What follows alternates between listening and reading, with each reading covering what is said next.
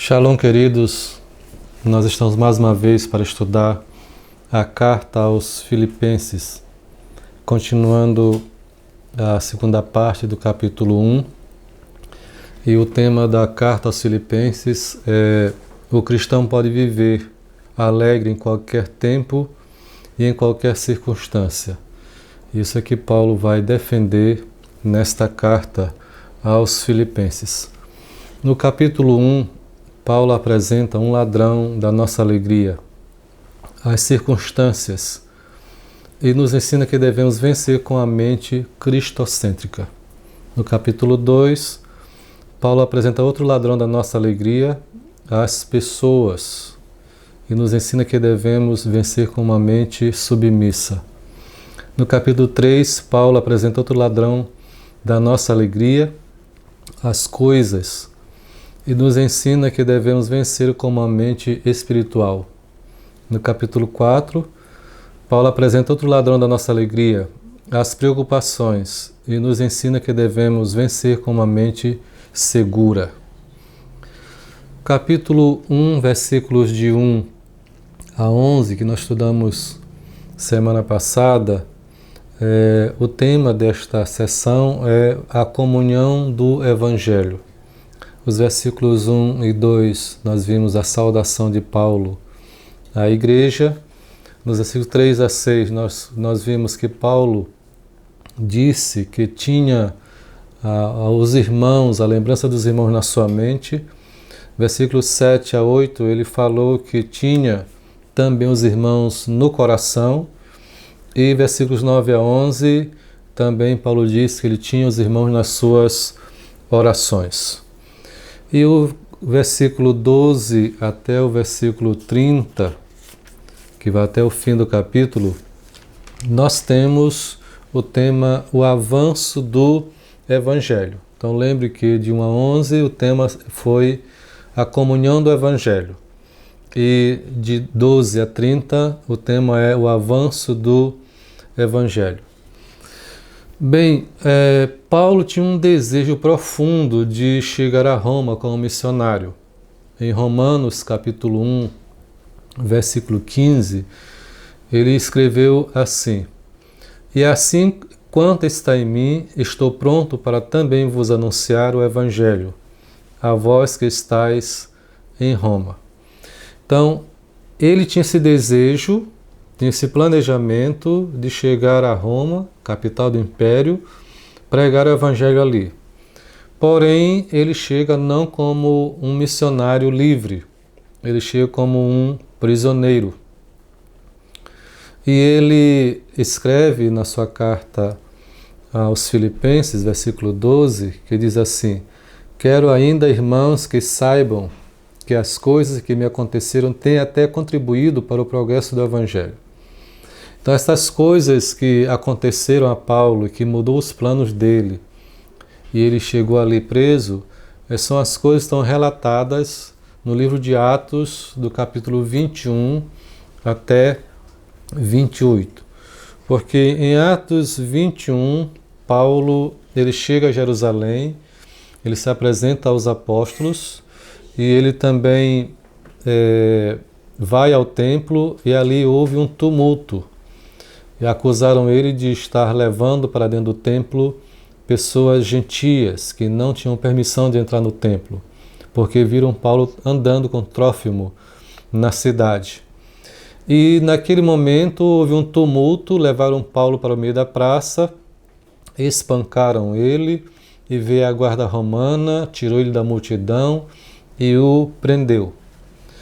Então, depois de espancado e preso, Paulo ele apresentou-se ao Sinédrio, à sua defesa, mas havia ali um complô para matá-lo, havia ali um povo, um grupo de pessoas muito resistente a Paulo, que estavam tentando realmente matar a Paulo. E é ali que um sobrinho dele foi avisá-lo na prisão, e esse sobrinho avisa o centurião que decide mandar Paulo para Cesareia. E foi interessante porque, para a segurança de Paulo ir para Cesareia, o centurião escolheu 200 soldados, 70 cavaleiros e 200 lanceiros. Então, uma guarda de 470 homens para levar Paulo para Cesareia. Então vejam que ele corria realmente muito perigo de vida ficando em Jerusalém. Ele passou preso 2 anos em Cesareia e depois ele viaja para Roma em um navio. E a história diz que tinha 276 pessoas neste navio. Porém, como era inverno, este navio sofreu um naufrágio.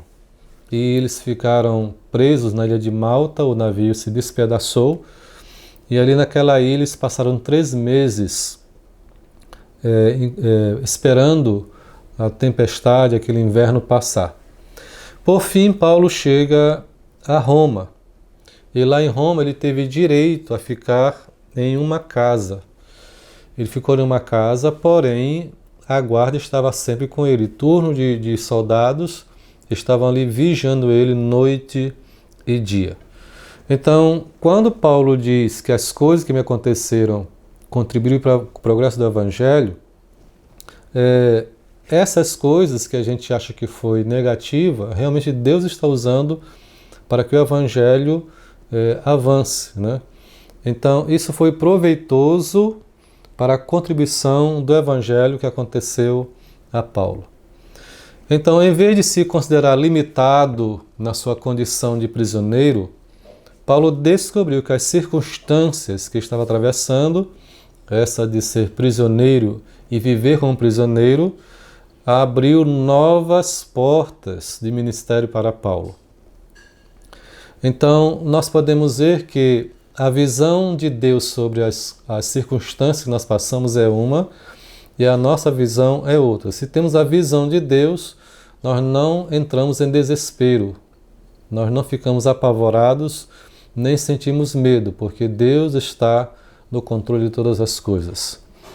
Então, se a gente fosse perguntar quais limitações Deus tem te dado para o avanço do Evangelho, será que isso tem impedido nós também, ou tem sido desculpa, que podemos dizer, eu não posso pregar o Evangelho, eu não posso fazer o serviço do Senhor, porque estou agora preso também em casa, estou limitado. Paulo estava numa prisão, pior do que nós, e Deus estava ali usando ele para o avanço do Evangelho. Conta a história de que a esposa de Charles Adam Spurgeon, a Susana, ela tinha limitações físicas graves. Mas o que foi que ela fazia em casa? Ela pegava os livros do seu esposo, ela pegava os sermões e distribuía para os pastores que não tinham condições financeiras de compra. E assim ela conseguiu edificar muitos missionários, muitos pastores, muitos obreiros, sem sair de casa. Ela fez um belo trabalho com a sua própria limitação. Deus continua desejando que seus filhos levem o Evangelho para novas áreas. E as circunstâncias são as diversas. Às vezes Deus nos coloca no hospital só para evangelizar alguém. Às vezes Deus nos coloca dentro de um ônibus só para falar para alguém. Em qualquer circunstância que Deus nos coloque, nós devemos avançar com o Evangelho. Então, lembra-se que capítulo 16 de Atos, Paulo tinha o alvo de ir para a Ásia pregar o Evangelho. E o Espírito Santo impediu de Paulo ir nessa direção. Então Deus o enviou para a Europa. A primeira cidade foi Filipos. Então veja que as circunstâncias Deus pode mudar.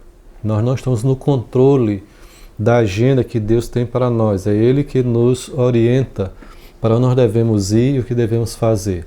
Embora que pareça estranho para nós algumas coisas que Deus quer que nós façamos.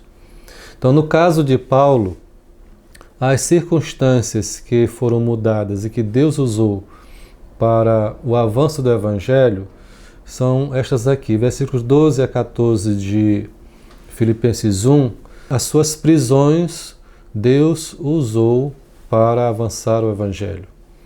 Versículos 15 a 19, os críticos de Paulo. Então, essas críticas que Paulo também sofria, de pessoas que não o aprovavam, não gostavam dele como missionário, Deus também usou para o avanço do Evangelho. E a crise que ele enfrenta nos versículos 20 a 26, também Deus usa para o avanço do Evangelho. Então nós iremos estudar nesta noite estes pontos aqui. Então primeiro nós vamos ver as prisões que Paulo sofreu, e especificamente esta aqui, que ele está agora em Roma. Lembrando que ele teve outras prisões, e o que Deus está tratando na vida de Paulo e na vida da igreja de Filipos também. Versículos 12 a 14 diz assim: Quero ainda, irmãos, que saibam que as coisas que me aconteceram têm até contribuído para o progresso do Evangelho, de maneira que toda a guarda pretoriana e todos os demais sabem que estou preso por causa de Cristo. E os irmãos, em sua maioria, estimulados no Senhor por minhas algemas, ousam falar a palavra com mais coragem. Então veja que ao algemar Paulo, né, os romanos, na realidade, estavam libertando ele para pregar o Evangelho em Roma. Porque a prisão que Paulo sofria não era porque tinha feito algum crime, tinha praticado alguma coisa horrível contra a sociedade. Ele diz claramente que estou preso por causa de Cristo. Então, por defender o Evangelho, por pregar o Evangelho, é que Paulo está preso. E foi dessa forma que ele chegou a Roma. E ele já tinha falado isso, a sua carta a Timóteo, dizendo assim: Por isso sofro trabalhos e até prisões como malfeitor, mas a palavra de Deus não está presa. 2 Timóteo 2:9. Significa que prender Paulo não é prender o Evangelho. Ele estava realmente preso a um soldado lá naquela casa. Mas a boca dele estava livre para pregar o Evangelho, e assim ele fez. E as prisões de Paulo abriram muitas portas para que ele pregasse o Evangelho. Por exemplo, lá ainda em Jerusalém, abriu-se a porta de ele pregar para o Sinédrio judaico. Ele também pregou para governadores na condição de preso. Ele pregou para reis e rainhas. Ele pregou para centuriões, para soldados. Lembre-se que lá em Filipos, o carcereiro, ele aceitou o Evangelho na prisão. Quando Paulo naquela noite estava cantando com Silas, e Deus trouxe o terremoto, ele foi livre, e o soldado, aquele soldado romano, foi salvo naquela noite. E também outros prisioneiros ouviram o Evangelho através de Paulo, como Onésimo, que ele vai contar na carta a Filemão, que foi salvo quando Paulo estava preso. E ainda mais que aqui nesta prisão que ele fala em Filipenses, ele abre uma igreja na casa de César, no palácio de César. Por quê? Porque como tinha um rodízio de soldados que vinha guardá-lo, ele ia pregando e pessoas iam se convertendo, e o Evangelho foi assim colocado dentro do centro de poder do Império Romano. Então veja que as prisões de Paulo ajudou muito no avanço do Evangelho. Então não desanime se você tem alguma limitação, se você não pode fazer alguma coisa, porque Deus pode usar essa sua limitação para a glória dele e o avanço do Evangelho. Por exemplo, conta a história que Fanny Crosby, ela ficou cega com 6 semanas de idade. Porém, ela teve uma vida frutífera. Ela escreveu mais de 8.000 hinos, e muitos deles estão no Cantor Cristão. Você já viu, eu creio, alguns vídeos do Nick Vujicic, aquele rapaz que não tem pernas e não tem braços, mas ele anda o mundo edificando muitas pessoas, encorajando muitas pessoas para a glória de Deus. Não sei se você conhece também a história de Joni Eareckson Tada. Ela é uma americana que aos 16 anos ela foi pular num rio e ali ela ficou tetraplégica e não pôde mais andar nem se movimentar. E o que aconteceu? Ela passou um período de dificuldade, de adaptação, de revolta, mas entendeu o propósito que Deus tinha para ela. Então ela aprendeu a escrever e a pintar quadros com a boca. E até hoje ela tem uma fundação que ajuda pessoas com limitações e teve uma vida frutífera, apesar da limitação que ela tinha. Você pode ver também a minha própria esposa Ângela. Já faz uns 3 anos que ela vem com muitas limitações físicas. Porém, mesmo com limitações, ela continua produtiva. O ministério dela continua fluindo, continua avançando, continua prosperando. Porque as limitações que Deus nos dá, elas não impedem do avanço do Evangelho. Então, qual o segredo para tantos frutos? Tanto na vida de Paulo quanto na vida desse que eu já citei. É ter uma mente de Cristo. É pensar como Cristo pensa. É olhar as coisas como Cristo olha. Paulo mesmo já dizia em 1 Coríntios capítulo 2, versículo 16, mas nós temos a mente de Cristo. Nós pensamos como Cristo, nós olhamos a vida, nós olhamos as circunstâncias, nós olhamos todas as coisas como Cristo olha. Então, quando nós pensamos, ou quando nós também possuímos a mente de Cristo, as circunstâncias, elas se tornam oportunidades concedidas por Deus para que o Evangelho avance. Nada em nós está perdido. Até as nossas limitações, Deus usa para a sua glória. Então, quando os irmãos ali de Filipos viram e ouviram que Paulo preso ainda estava frutificando, eles que estavam soltos, versículo 14, eles ficaram, bom, se Paulo pode fazer a obra ali na prisão, nós também podemos fazer aqui quando estamos soltos. Então houve um avivamento na igreja, a igreja começou a servir ao Senhor, a avançar no trabalho do Senhor, porque Deus, Ele usa cada um de nós para a sua glória e para o avanço do Evangelho. Os versículos 15 a 19, Paulo vai falar sobre os críticos que se levantaram contra ele. Diz assim a palavra: é verdade que alguns proclamam Cristo por inveja e rivalidade, mas outros o fazem de boa vontade. Estes o fazem por amor, sabendo que estou incumbido da defesa do Evangelho. Aqueles, porém, pregam Cristo por interesse pessoal, não de forma sincera, pensando que assim pode aumentar meu sofrimento na prisão. Mas que importa, uma vez que, de uma forma ou de outra, Cristo está sendo pregado, seja com fingimento, seja com sinceridade, também com isto me alegro, sim, sempre me alegrarei. Porque estou certo de que, pela súplica de vocês, com a ajuda do Espírito Santo de Deus, isto resultará em minha libertação. Então veja que Paulo vai lidar com uma outra situação, não só a prisão, mas apesar da prisão, Paulo também tem um grupo de pessoas que estão criticando ele. E por causa disso, eles estavam pregando Cristo, mas por inveja de Paulo, né? Por querer trazer sofrimento para Paulo, talvez sentimentos de que queriam também algum proveito do Evangelho. Então, eles não estavam ali pregando o Evangelho com sinceridade. Estavam como que porfiando com Paulo. Nós somos melhores que você.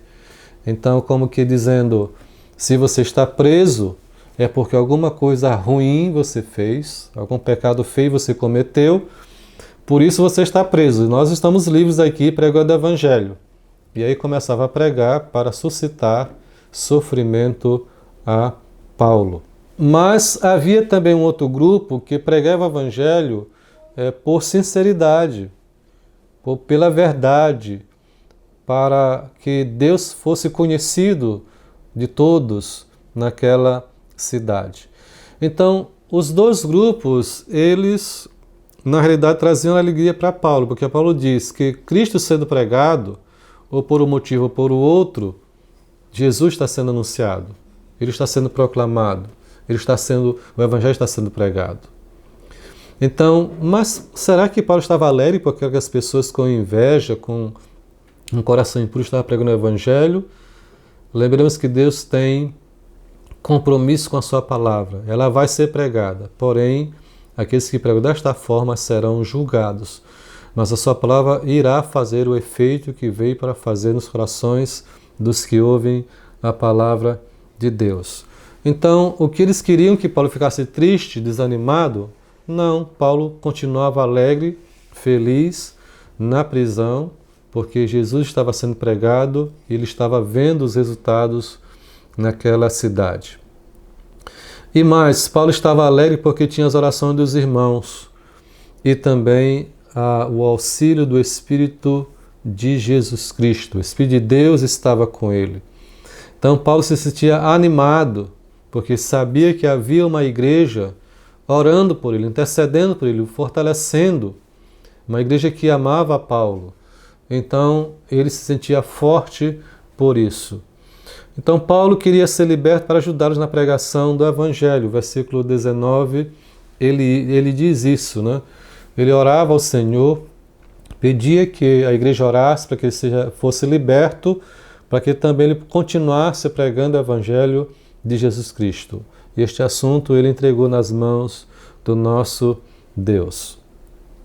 Os versículos 20 a 26, nós vamos ver que Paulo está falando da crise que ele estava vivendo também. Versículo 20 diz assim: minha ardente expectativa e esperança é que em nada serei envergonhado, mas que com toda a ousadia, como sempre, também agora Cristo será engrandecido no meu corpo, quer pela vida, quer pela morte. Porque para mim o viver é Cristo e o morrer é lucro. Entretanto, se eu continuar vivendo, poderia ainda fazer algum trabalho frutífero. Assim não sei o que devo escolher. Estou cercado pelos dois lados, tendo o desejo de partir e estar com Cristo, o que é incomparavelmente melhor. Mas por causa de vocês, é mais necessário que eu continue a viver. E convencido disto, estou certo de que ficarei e permanecerei com todos vocês, para que progridam e tenham alegria na fé. Desse modo, vocês terão mais motivo para se gloriar em Cristo Jesus, por minha causa, pela minha presença, de novo no meio de vocês. Então, Paulo está apresentando essa crise que ele tem aqui, entre esta dualidade de estar vivo ou morrer, porque ele não sabia o que iria acontecer. Então, por causa das suas prisões, Cristo era conhecido. Versículo 13 diz isso. Por causa dos seus críticos, Cristo era pregado. Versículo 18. E por causa da sua crise, Cristo era engrandecido. Que coisa tremenda, né? Versículo 20, né? E Paulo, ele tinha um desejo, uma esperança de que em nada seria envergonhado. Paulo não queria terminar sua vida como um desertor, como aquele que abandonou a carreira, como aquele que desistiu, que fracassou, aquele que entrou em crise e abandonou Jesus, aquele que desconfiou da fidelidade de Jesus porque ele estava sofrendo naquela prisão.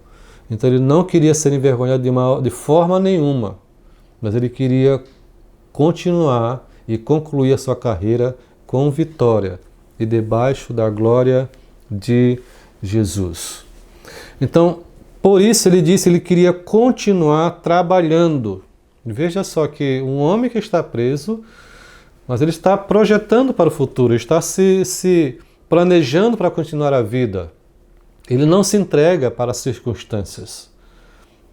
Ele não se entrega para o que está acontecendo. Ele está planejando e planejando e planejando muito mais para o futuro, apesar do que ele está passando ali. Ele está querendo trabalhar ainda mais, né? Porque ele tinha um alvo, que Cristo fosse glorificado, que Cristo fosse honrado por sua vida ou por sua morte. Então, se vivo, ele queria continuar honrando e glorificando o nome de Jesus. Se morto, também ele queria que o seu corpo glorificasse o nome de Jesus. Portanto, o alvo da sua vida é agradar a Cristo. Por isso que ele fala que se morrer, ele está no lucro, mas se viver também está no lucro. Então veja que quando Paulo fala sobre a morte, ele não se refere como um fim, como tudo está acabado.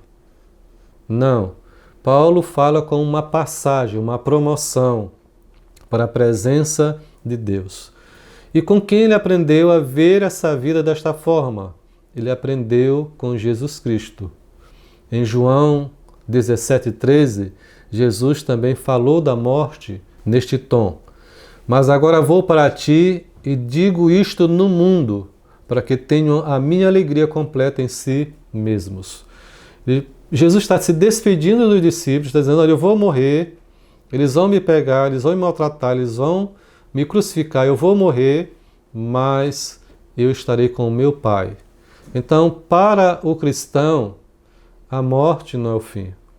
Na realidade, o cristão não deve ter medo da morte, porque morrendo estará com Cristo, que é incomparavelmente melhor, diz Paulo aqui nesta carta. Então, porém, Paulo está disposto, por amor à igreja, a adiar a sua ida para o céu, a fim de ajudar os seus irmãos, né? Versículo 24 diz, mas por causa de vocês é mais necessário que eu continue a viver. Então veja só que Paulo tem tanto amor por aquela igreja, tanto amor por aqueles irmãos, que embora sabendo que estar com Cristo é muito melhor, Paulo quer adiar esta partida, porque quer continuar edificando a igreja. Ele quer ver a igreja crescendo no Senhor, crescendo no conhecimento do Senhor, dando frutos. Então, vivo, ele pode continuar dando frutos nesta terra. Foi isso que Paulo está dizendo aqui nos versículos 22 em diante. Então, que vida, que exemplo para nós de um homem que não tem limite, um homem que está na presença do Senhor e o limite dele é o céu. Mas ele escolhe viver mais para abençoar os irmãos. Há 2 semanas atrás eu conversei com o pastor Florencio, que está na Itália. Ele já está chegando ao tempo de aposentadoria do ministério ali. E eu perguntei, quais são os seus planos? Ele disse, eu pedi para a junta me deixar lá mais de 2 anos. Mas eu não quero voltar para morar no Brasil. Porque no Brasil tem muita gente para pregar o evangelho. Mas na Itália tem pouca gente. E eu quero continuar pregando o evangelho na Itália. Eu não tenho motivos, eu não tenho planos de voltar a morar no Brasil, porque aquele povo precisa mais do que os brasileiros. Então eu vi que tem uma semelhança muito forte também com a vida de Paulo. Paulo tinha o propósito de servir, glorificar ao Senhor através de sua vida, edificando os irmãos. Então, às vezes, quando nós temos alguma ameaça de morte, nós cristãos, às vezes nós temos o cuidado de ir ao médico, de não querer morrer, mas só porque tem medo de morrer, mas não tem um propósito. Por que eu quero ficar aqui nesta terra? Para viver mais? E só isso, só viver mais? Mas Paulo tinha um propósito, que era edificar as outras pessoas. Como o pastor Florencio também tem um propósito de edificar mais italianos para a glória do Senhor. Então não viva apenas por viver. Não esteja apenas consumindo seus dias na terra. Tenha significado na sua vida. Coloque diante de Deus a sua vida, para que Deus possa usá-lo na sua própria limitação, para a glória dele, fazer a obra dele através de você. Amém? E versículos 27 a 30, Paulo vai falar sobre a defesa do Evangelho. E eu vou ler agora essa parte aqui. Acima de tudo, vivam de modo digno do Evangelho de Cristo, para que, ou indo até aí para vê-los, ou estando ausente, eu ouça a respeito de vocês que estão firmes em um só espírito, como uma só alma, lutando juntos pela fé do Evangelho, e que em nada se sentem intimidados pelos adversários, pois o que para eles é prova evidente de perdição, para vocês é sinal de salvação, e isto da parte de Deus, porque vocês receberam a graça de sofrer por Cristo, e não somente de crer nele, pois vocês têm o mesmo combate que viram em mim, e que agora estão ouvindo e que continuam a ter. Então veja que Paulo está dizendo, né? A fé do Evangelho, que nós devemos lutar por ela, é uma fé que devemos defender. Mas como? Essa fé é o corpo de ensinamentos que Jesus deixou para nós, né? É que a gente possa preservar o Evangelho na sua totalidade, para que ninguém possa deturpá-lo. Então esse é um trabalho ferrenho, porque Satanás tenta, de todas as formas, mudar o Evangelho, falsificar o Evangelho, fazer coisas diferentes que Deus disse na prática, mas a gente precisa defender com a própria vida o Evangelho. Este é o trabalho de um soldado de Jesus. Onde houver o erro, onde houver aquilo que está maculando, está sutilmente não dignificando o Evangelho, nós vamos combater, porque Jesus nos mandou defender o Evangelho. O apóstolo Judas diz na sua carta o seguinte: tive por necessidade a exortar-vos a batalhar pela fé que uma vez foi dada aos santos, no versículo 3. Timóteo também diz assim, Paulo disse a ele: Timóteo, guarda o depósito que te foi confiado.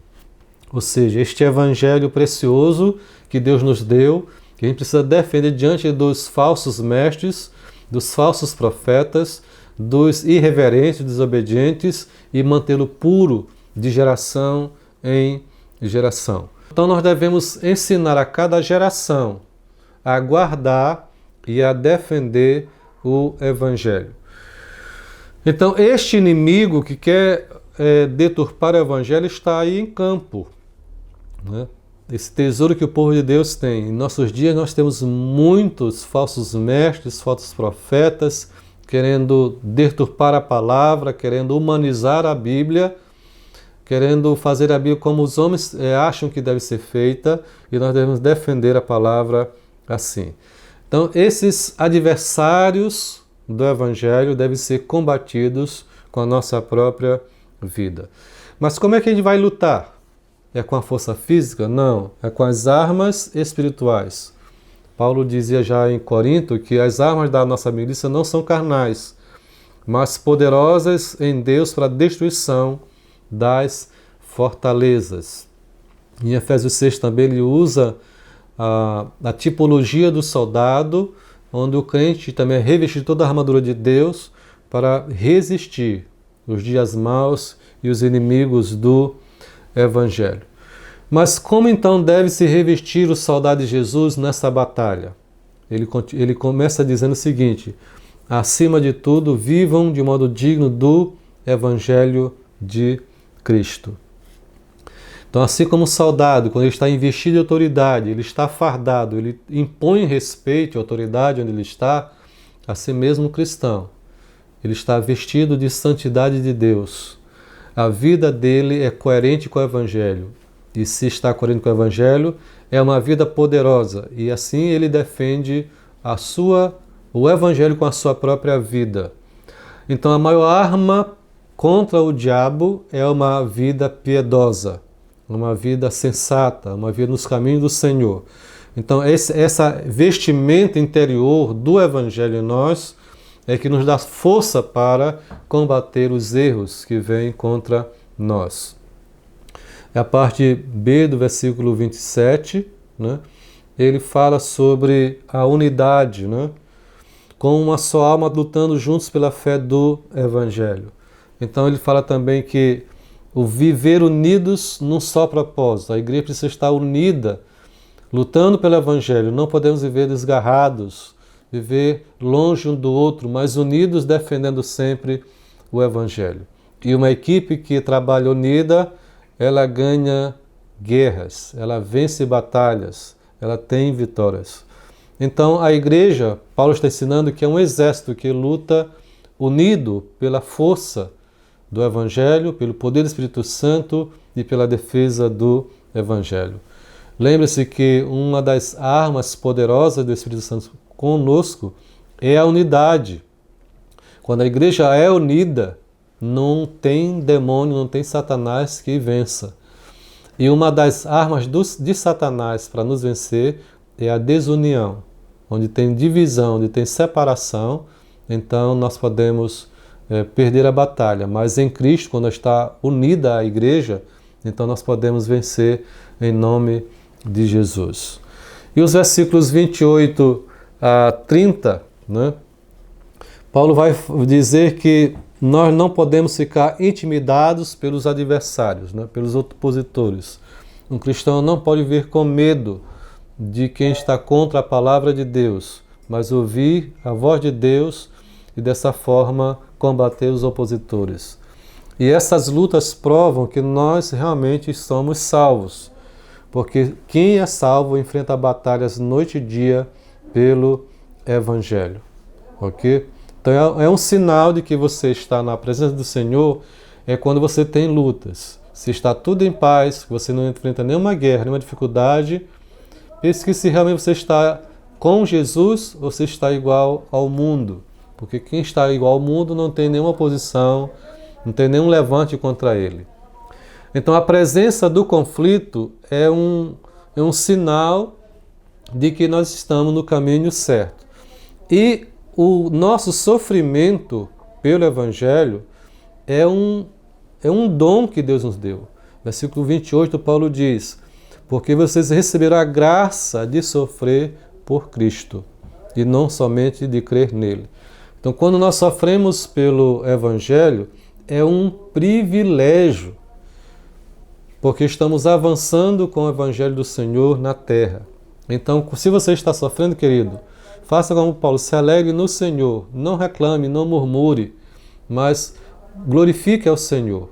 Não sei se você tem sofrimento na sua casa, no seu trabalho, no seu local de estudo, em qualquer área da sua vida. Se tem sofrimento, então glorifique a Deus. Porque quando estamos sofrendo por amor a Cristo, Deus é glorificado. O Evangelho vai avançar e Deus vai fazer a sua obra através de nós. Amém? Então veja que Satanás quer que nós andemos sozinhos, mas Deus quer que a gente una-se nas batalhas para vencer como equipe, como uma igreja forte, as batalhas do Senhor. Então, quando enfrentamos o inimigo, dependendo do Senhor, Ele nos dá tudo o que precisamos para vencer as batalhas, as armas que Ele tem, o poder que Ele tem, tudo é nosso, né? Então, quando nós enfrentamos essas batalhas, nós temos alegria no Senhor, porque é uma luta coerente, nós confiamos no Senhor, nós cooperamos com os irmãos nessas batalhas. Então, experimente a alegria do Senhor nas batalhas que você está enfrentando, assim como Paulo enfrentou.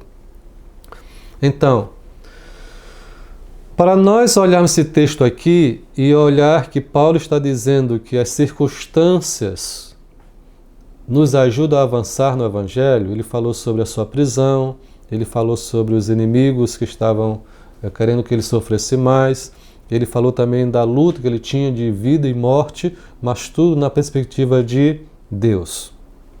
Por isso que ele tinha uma vida alegre, porque ele olhava as circunstâncias pelo olhar divino, pelo olhar da graça de Deus, entendeu?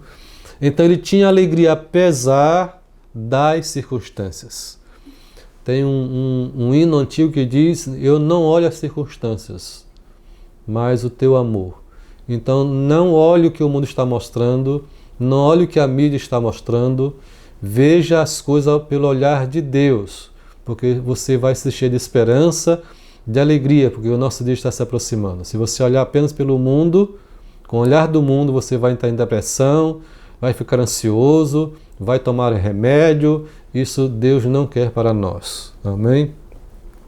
Então o segredo da nossa alegria é ter a mente de Jesus. Então pense como Jesus pensou. Ele era submisso à vontade de Deus. E a missão dele foi muito difícil. Então Cristo, ele é mencionado 18 vezes no capítulo 1. E neste texto aqui 6 vezes. Ok?